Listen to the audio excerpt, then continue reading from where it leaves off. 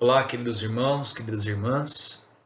Hoje eu trago para nossa reflexão falar um pouquinho sobre as riquezas materiais. Do entendimento, irmãos, do benefício das riquezas e quantos frutos que ela pode produzir, se aplicada em equilíbrio e adequadamente. Nós vamos começar a refletir sobre isso entendendo uma mensagem de Jesus que diz assim: Em verdade vos digo, é mais fácil um camelo passar pelo fundo de uma agulha do que um rico entrar no reino dos céus. Amigos, nós não podemos interpretar essa mensagem ao pé da letra. Jesus usava muitos simbolismos, não é? Porque se a gente interpretar que agulha, buraco da agulha, é a agulha que nós conhecemos de costura, o que Jesus estaria dizendo com isso? Que todos os ricos estão condenados. Concorda comigo que é impossível um camelo passar pelo buraco de uma agulha? Mas nós devemos entender agulha naquela época, quando se tinha cidades e as cidades eram protegidas por muros, e aonde geralmente o acesso principal era aquela porta grande por onde entrava as caravanas, as carroças, né? Os animais. E quando se dava geralmente uma certa época, uma certa hora da noite, aquelas portas principais elas eram cerradas. E aqueles viajantes, aquelas caravanas que chegavam do deserto carregado de mercadorias em cima dos camelos, não tinham mais acesso à cidade pela porta principal. E a única maneira de entrar era por portões bem pequenos, estreitos e baixos, que eram chamados de agulhas. Então devemos entender como agulha como uma porta estreita, de difícil acesso para alguém que tem um animal carregado de mercadorias. O que os viajantes naquela época tinham que fazer? Para poder passar por aquela porta estreita e adentrar a cidade, eles tinham que descarregar o camelo, tirar toda a mercadoria, tentar abaixar o animal para que ele passasse curvado para aquele buraco da agulha, para aquela porta estreita. Ou seja, não é uma tarefa das mais fáceis, é uma tarefa que dá trabalho. Porque depois de passar o animal, você tem que recarregar toda a mercadoria em cima do animal. Então verifica que Jesus não está condenando as pessoas ricas. Ele está dizendo da dificuldade maiores que a riqueza em excesso ela traz para a nossa evolução espiritual. E a literatura espírita, ela está cheia de fatos, né, de ensinamentos a respeito disso. Kardec, no livro dos Espíritos, das questões, a partir das questões 815 até mais ou menos aí as questões 900, 902, Kardec, né, faz perguntas aos espíritos sobre as riquezas. Uma delas é assim, ó: qual dessas duas provas é mais perigosa para o homem? A da miséria ou da riqueza? E os espíritos respondem: tanto uma como a outra. A miséria provoca lamentação contra a providência divina. A riqueza leva a todos os excessos e possui maiores tentações. Outra pergunta de Kardec: se o rico sofre mais tentações, não dispõe também de mais meios para fazer o bem? Eles respondem: e justamente o que nem sempre faz. Torna-se egoísta, orgulhoso, insaciável. Suas necessidades aumentam com a fortuna.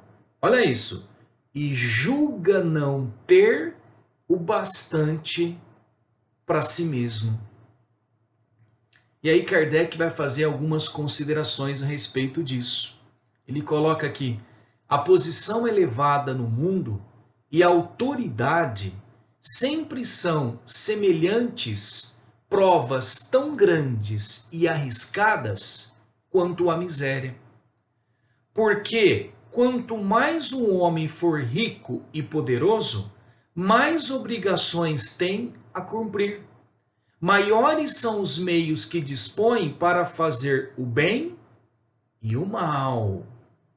Deus experimenta o pobre, apresenta lições para o pobre pela resignação e apresenta lições para o rico pelo uso que faz de seus bens e de seu poder. A riqueza e o poder despertam todas as paixões que nos prendem à matéria e nos distanciam da perfeição espiritual. Foi por isso que Jesus disse: em verdade vos digo, é mais fácil um camelo passar pelo fundo de uma agulha, ou seja, por uma porta estreita, do que um rico entrar nos reinos dos céus. Ele não estava condenando os ricos. Estava dizendo que a riqueza ela traz mais dificuldades, mais tentações, mais possibilidades de desvios na trajetória, irmãos, que nós devemos percorrer. E a literatura espírita nos explica que não é fácil trabalhar com isso, mas um dos caracteres do homem de bem, olha só, se Deus lhe deu o poder e a riqueza, esse homem de bem, ele olha essas coisas como um depósito no qual deve usar para o bem. E disso ele não se envaidece, porque sabe que da mesma maneira que Deus colocou isto à sua disposição, ele também pode retirá-los. Então, o homem de bem, quando tem a riqueza, e não é condenável, irmãos, ter riqueza, não é condenável você ter bens materiais, não é condenável que você consiga ter uma vida material digna, não é condenável. Quando você aplica isso que você tem, em excesso, também para o bem dos outros. Quando essa riqueza também ela é conseguida sem prejuízo aos outros, sem a morte de ninguém, sem tirar daquele, daquele que tem, quando não foi conseguida às custas da corrupção também. E a próxima pergunta de Kardec é justamente a respeito um pouquinho disso. Ele pergunta assim: os filhos ou os herdeiros de uma riqueza material conseguidas por meios maléficos. Então, através de um roubo, provocou a morte de alguém, ou tirou daquele que pouco tinha para simplesmente aumentar os cofres da corrupção, que a gente tanto vê. Ele pergunta: os herdeiros dessa riqueza maléfica são responsáveis por isso? Então, se eu herdo dos meus pais uma herança que eles conseguiram dessa maneira ilícita, eu sou responsável por isso? Olha a resposta que eles dão. Sem dúvida que eles não são responsáveis, não são, pelo mal que os outros tenham feito. Tanto mais que podem até ignorar, não ficar sabendo como é que essa fortuna foi conseguida.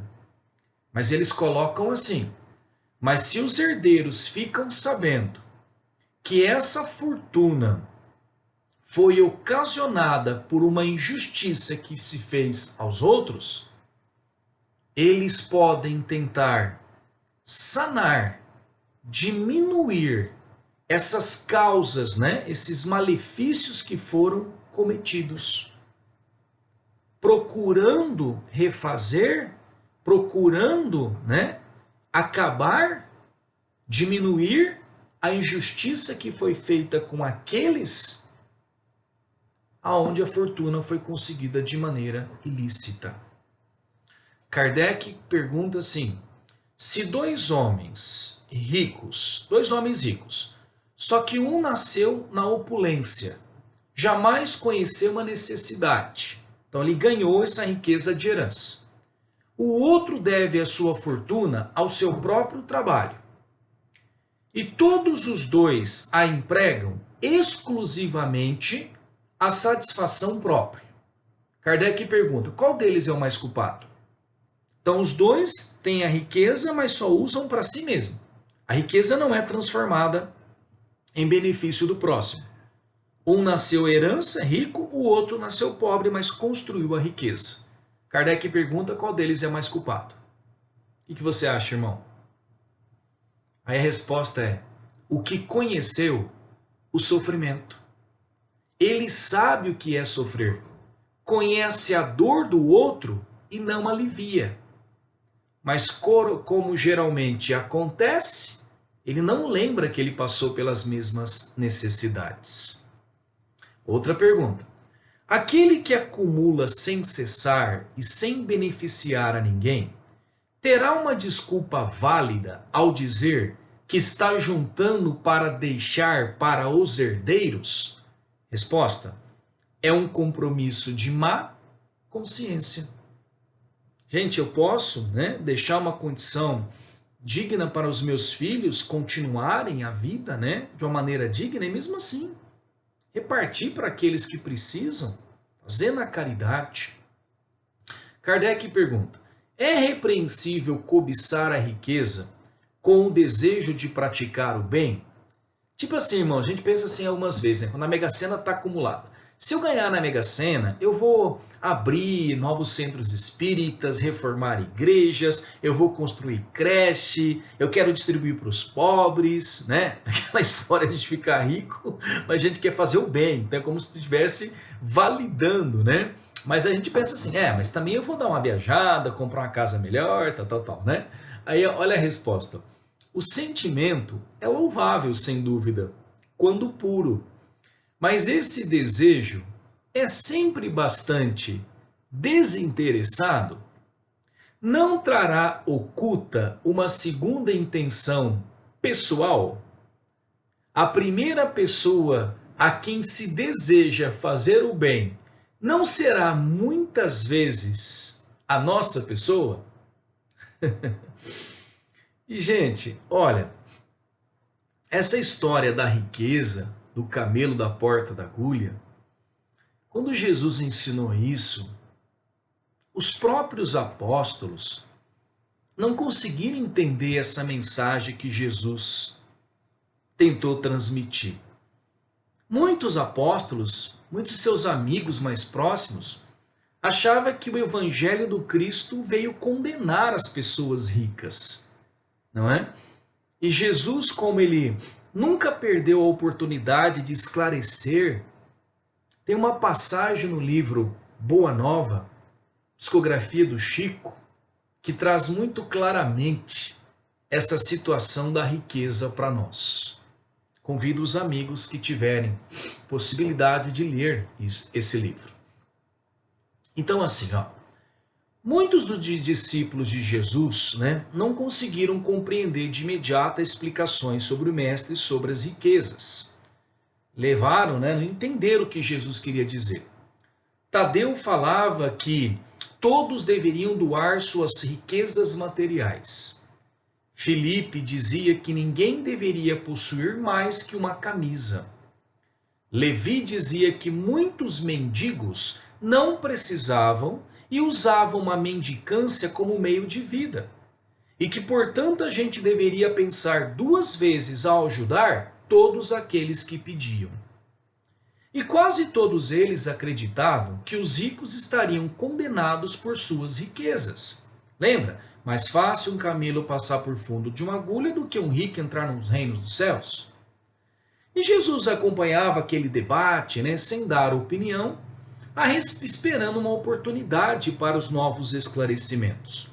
Em uma de suas pregações, um chefe de um vilarejo chamado Zaqueu, um homem rico, enérgico, era, porém, baixinho, pequena estatura, que tanto assim que ele queria satisfazer, de ver Jesus nas suas pregações, e como a multidão era muito grande, ele subiu numa árvore, numa figueira. E lá de cima ele tentava, ouvir Jesus, ver Jesus. Jesus, olhando aquela cena, se aproxima da árvore e pede para Zaqueu descer. Porque naquele dia ele iria pousar e comer na casa de Zaqueu. Zaqueu, cheio de alegria, abraça Jesus. O mestre deu o braço ao publicano e escutava atento as suas observações mais insignificantes, com grande escândalo da maioria dos seus discípulos. Filipe dizia: não se tratava Zaqueu de um homem rico que deveria ser condenado? Simão Pedro refletia como justificar tudo aquilo se Zaqueu é um homem de dinheiro e pecador perante a lei. Chegando na casa de Zaqueu, Zaqueu manda servir uma refeição a todo o povo em sinal da alegria que sentia. E durante as conversas, Zaqueu comenta com Jesus: Senhor, é verdade que eu tenho sido observado como um homem de vida reprovável. Mas desde muitos anos eu venho procurando empregar o meu dinheiro de modo que represente benefício para todos que me rodeiam na vida. Compreendendo que aqui em Jericó havia muitos pais de família sem trabalho, organizei múltiplos serviços de criação de animais e de cultivo permanente da terra. Até de Jerusalém, muitas famílias já vieram buscar os meus trabalhos. Em meus trabalhos, o indispensável recurso para a vida. Jesus, cheio de bondade, murmurou: abençoado seja o teu esforço, Zaqueu. E Zaqueu continua: os servos da minha casa nunca me encontraram sem a sincera disposição de servi-los. E Jesus comenta: fico muito feliz, Zaqueu, porque todos nós somos servos de nosso Pai. Zaqueu, que foram tantas vezes injustamente acusado, experimentou tamanha satisfação, porque as palavras de Jesus eram uma recompensa valiosa à sua consciência dedicada ao bem coletivo. Extasiado por aquele momento, levantou-se estendendo as mãos ao Cristo. Alegremente exclamou: Senhor, Senhor, tão profunda é a minha alegria, que repartirei hoje com todos os necessitados a metade dos meus bens. E se em alguma coisa eu tenho prejudicado alguém, eu vou indenizá-lo 4 vezes. Jesus o abraçou com um formoso sorriso e respondeu: bem-aventurado és tu que agora contemplas em tua casa a verdadeira salvação. Nisto, irmão, os apóstolos tinham os mais diversos pensamentos a respeito do tratamento que Jesus estava dando a um homem rico, confessadamente publicano e pecador. As riquezas não eram condenadas pelo evangelho do reino? Por que eles não foram se hospedar em uma casa humilde ao invés daquele palacete? Poderia alguém servir a Deus e ao mundo da riqueza? Jesus, percebendo o que se passava na mente dos seus amigos, aproveitou a oportunidade do esclarecimento. Amigos, acreditais por acaso que o evangelho ele tenha vindo ao mundo para transformar todos os homens em miseráveis mendigos? Qual é a esmola maior? A que socorre as necessidades de um dia? Ou que socorre as necessidades de uma vida inteira. No mundo vivem os que entesouram na terra e os que entesouram no céu. Os primeiros escondem a sua possibilidade no cofre da ambição e do egoísmo. E por muitas vezes atiram moedas douradas ao faminto que passa, procurando livrar-se da sua presença. Os segundos ligam suas existências a vidas numerosas, fazendo de seus servos e dos seus auxiliares de esforços a continuação da sua própria família. Esses últimos sabem empregar o sagrado depósito de Deus e são seus mordomos fiéis à face do mundo. Por acaso os ricos também não são os nossos irmãos? Qual tem a maior preocupação e responsabilidade? O mendigo, a não ser da sua própria manutenção? Ou o pai, carregado de filhinhos, a lhe pedirem o pão? Sim, amigos, ditosos que repartem os seus bens com os pobres, mas bem-aventurados também os que consagrarem suas possibilidades, seus recursos, aos movimentos da vida, ciente do que o homem é um grande necessitado e que sabem servirem assim, servir a Deus com as riquezas que lhes forem confiadas. Zaqueu, maravilhado, pediu para que todos entrassem e que todos os servos festejassem com eles esse momento. Nesse clima, Jesus partiu o pão e contou a parábola dos talentos. A parábola dos talentos, ela foi ensinada por Jesus na casa de Zaqueu. Jesus conta assim: um homem queria viajar, chamou os seus empregados, seus servos, e lhe entregou os seus bens. Deu a um 5 talentos, vamos interpretar aqui os talentos inicialmente como moedas, a outro deu 2 talentos, e a outro deu apenas um único talento. E partiu logo. E Jesus entregou esses talentos segundo a capacidade de cada um dos servos, segundo o momento de cada um deles. Aquele servo que recebeu os 5 talentos foi e passou a negociar com eles e ganhou mais 5. O outro que recebeu 2 também trabalhou e multiplicou. Aqueles 2 ganhou mais 2, virando 4. Mas aquele que havia recebido somente 1 talento, cavou um buraco na terra e escondeu o dinheiro ali. E passou muito tempo, o senhor voltou, chamou os seus empregados e pediu as contas, dos talentos que haviam dado. E chegou aquele que havia 5 e apresentou-lhes mais 5 talentos, dizendo: Senhor, tu me deste 5, trabalhei, lucrei, aqui tem mais 5. E o Senhor disse: muito bem, foi um servo muito bom e fiel.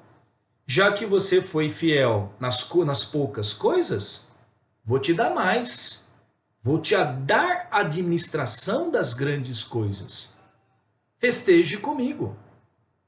Aí aproximou o outro que tinha ganhado, que recebeu 2, chegou e disse: Senhor, tu me entregasse 2, eu também negociei, trabalhei um pouco, ganhei mais 2. Está aqui os 4. E o Senhor lhe disse: muito bom, servo bom e fiel. Já que foste fiel nas coisas pequenas, vou te dar a administração de coisas maiores. Vem festejar comigo. E chegando também, aquele que havia recebido um talento, disse assim: Senhor, seis que é um homem que tem uma rica condição.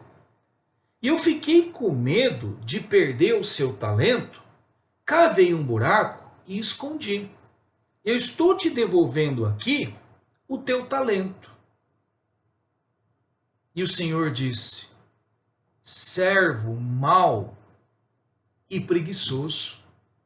Mau e preguiçoso.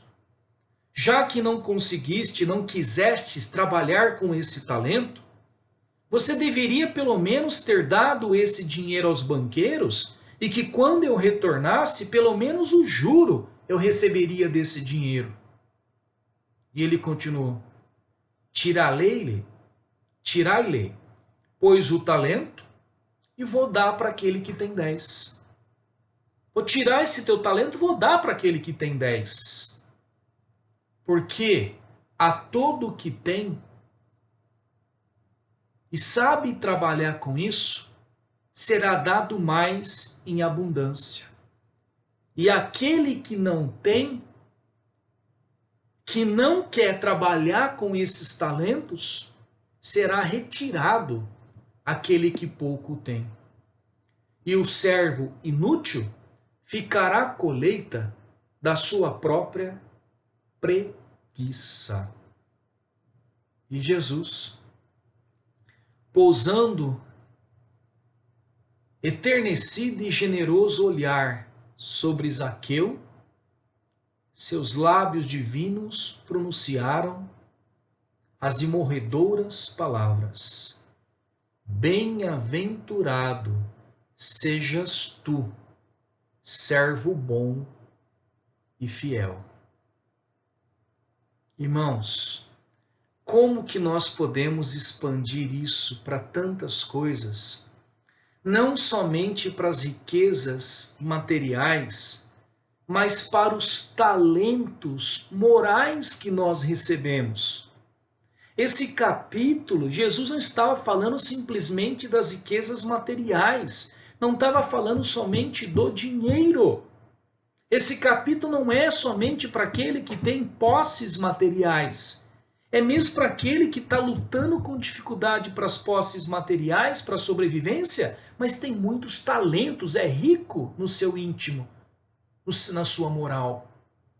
Porque, irmão, se eu tenho o talento da inteligência, que eu auxilie os que precisem de instrução. Se eu tenho o talento da paciência, que eu aplique esse dom com aqueles que exigem de mim mais paciência. Se eu tenho o talento da caridade, que eu estenda a mão aos que necessitem. Porque, amigos, quando desencarnarmos, quem pedirá conta dos talentos? Quando nós desencarnarmos, lá, ó, plano espiritual, quem é o dono dos talentos? Quem que é o senhor dos talentos? Quem que vai pedir? Quem vai pedir as contas dos talentos que nós recebemos? Quem? Jesus? Deus vai pedir? Não, irmão. A nossa própria consciência. Ela é o dono dos talentos, que nos pedirá contas do que fizemos com os recursos materiais e morais que nos foram dados nessa reencarnação. Podemos ter remorsos no plano espiritual por não ter multiplicado os talentos que recebemos. Né? Nossa, poderia ter feito, eu tinha condições, eu reencarnei com esse objetivo, eu assumi esse compromisso, mas não fiz.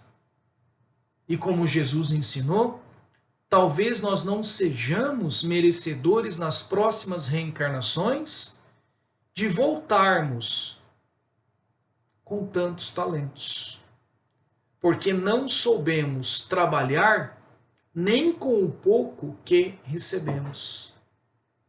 A quem mais tem, mais será dado. E aquele que pouco tem, poderá ser retirado. O pouco que tem. No plano espiritual, amigos, a nossa consciência vai nos exigir o acerto de contas. Porque a máscara cai. Aquelas riquezas que nós era tudo ilusão, não era meu carro não veio, minha fortuna não veio comigo. Vai ser muito, a consciência vai cair, a ficha de não era para acumular só para mim. Tive a oportunidade de fazer o bem que construiu o meu tesouro íntimo, e posso chegar no plano espiritual como um dos mais pobres, emocionalmente, espiritualmente, e tendo sido um dos mais ricos na matéria. As riquezas podem aliviar muito a miséria, a fome, preservar do frio, dar asilo ao abandonado. A principal, Evangelho segundo o Espiritismo nos conta que, no entanto, o principal uso da riqueza é prevenir a miséria. Eis a missão das grandes fortunas, proporcionando trabalhos de toda espécie, pois o trabalho desenvolve a inteligência, exalta a dignidade do homem, podendo ele mesmo dizer que ganhou o seu próprio pão. Evangelho segundo o Espiritismo nos diz: dai esmola quando necessário, mas o quanto possível, convertê-a em salário. Em salário. Porque muitas vezes a esmola, ela humilha. Não que seja a nossa intenção. Muitas vezes a pessoa que recebe se vê na condição, né, de ter que sobreviver e não está tendo a oportunidade de buscar o seu próprio sustento. Enquanto que nós, quando nós proporcionamos a funcionários, empregados e a tantos as condições daquela própria pessoa, né, buscar o seu próprio pão de maneira digna, de maneira honesta, é a caridade bem melhor do que a caridade da esmola. No Evangelho segundo o Espiritismo continua: ó, vós que possuís recursos e empregardes segundo a vontade do Senhor, vosso próprio coração será o primeiro a beneficiar-se nesta fonte benfazeja, e tereis nessa vida os gozos da alma, em vez dos gozos materiais do egoísmo que deixam o coração vazio. Irmãos, olha como pode ser abençoado o dinheiro, as riquezas, quanto bem pode proporcionar, quando aplicado para com todos. Ninguém está pedindo para que você dê todo o seu bem, todo o seu dinheiro, suas riquezas para os outros. O que essa mensagem nos passa é que nós não pensamos somente em nós, e que nós possamos auxiliar também tantos e tantos que estão ao nosso lado. E veja, não somente com a matéria, mas também com os nossos talentos morais, de poder ouvir alguém que necessita de um conselho, de poder estender a mão, de poder doar o seu tempo para o crescimento do outro, para auxiliar o irmão. Não esqueçamos, amigo, que a semeadura, ela é opcional, mas a colheita é obrigatória, tanto para o bem quanto para o mal. O pouco dos talentos que estamos cultivando hoje na vida de outras pessoas podem futuramente multiplicar-se em frutos para nós mesmos e para tantos outros. Não é preciso ter muito para multiplicar os talentos. ออกมานี่เลยนะไอ้ขี้ขโมยไอ้ ไปทำอะไรเนี่ยฮะถามว่าเอาไปทำอะไรเอาไปให้แม่ เดี๋ยวเจ๊แป๊บนึง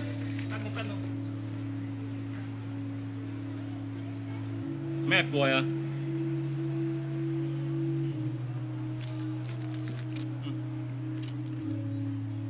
อย่าทำอย่างนี้อีกนะ หมวยเกาเหลา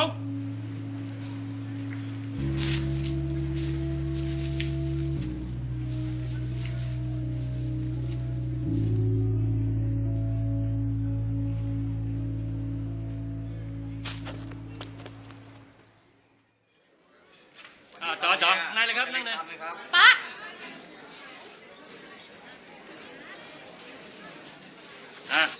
จัดไปอ้าวสั่งมาเร็วต่ออะไร